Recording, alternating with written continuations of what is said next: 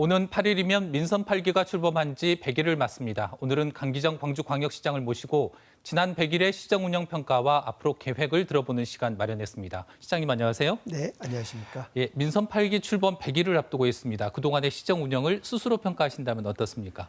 네, 시민 여러분께서 맡겨주신 시장의 업무가 벌써 100일에 다가가고 있습니다.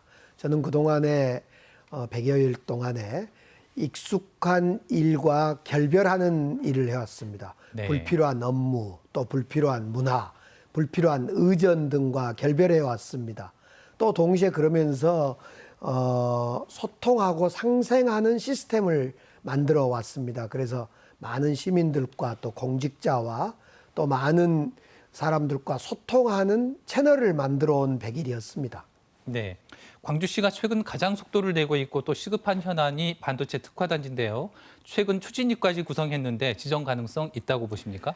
네, 반도체 산업과 반도체 특화단지 지정 문제에 대해서는 전국의 지자체가 함께 치열하게 경쟁하고 있습니다. 저희 광주 전남은 일찌감치 공동으로 함께 준비하자 해서 김영록 지사님과 제가 함께 준비하고 있습니다. 네. 우선 추진위원장을 김종갑 전 한전 사장님을 모셨고요. 네. 전태영 SK 하이닉스에 근무하셨던 분을 단장으로 모셔서 함께 추진 주체를 구성했습니다. 네. 이제 그동안 우리 광주가 가지고 있는 장점, AI 데이터 센터라든가 광기술원 등의 어떤 기반 인프라를 기초해서 반도체 특화단지가 내년 초에 유치될 수 있도록 지정받을 수 있도록 최선의 노력을 다하고 있다는 말씀을 보고드립니다. 네.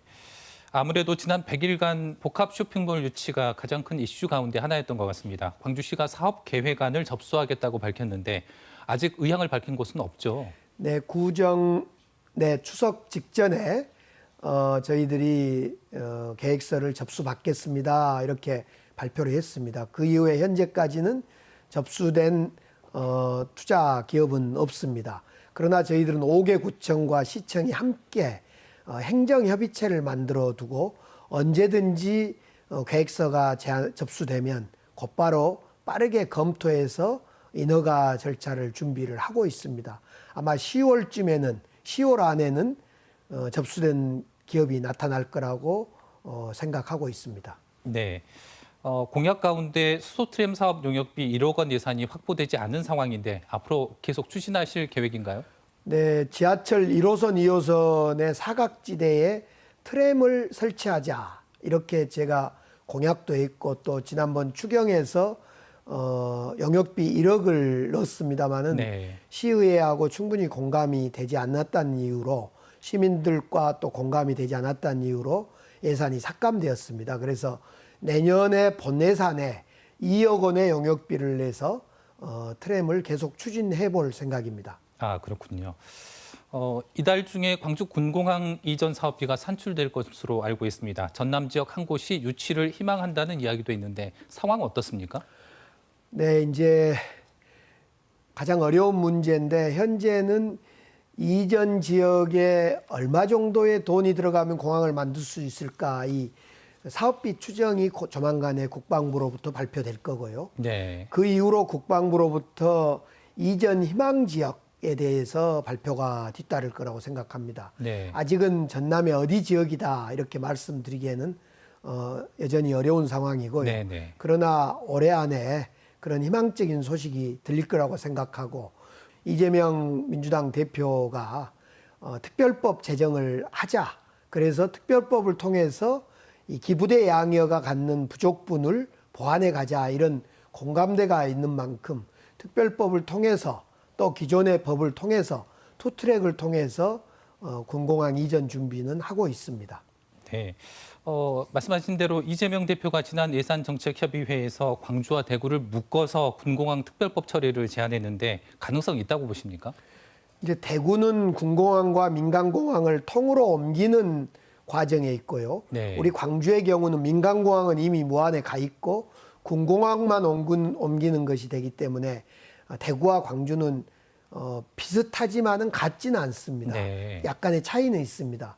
그럼에도 불구하고 대구와 광주라는 영호남의 군공항 이전 문제라는 공통점이 있기 때문에 윤석열 대통령도 그렇고 또 네. 이재명 당대표도 그렇고 대구와 광주가 협의해서 특별법을 만들고 대구와 광주가 함께 군공항 이전을 해가자, 이런 큰 공감대는 이루어졌다고 생각합니다.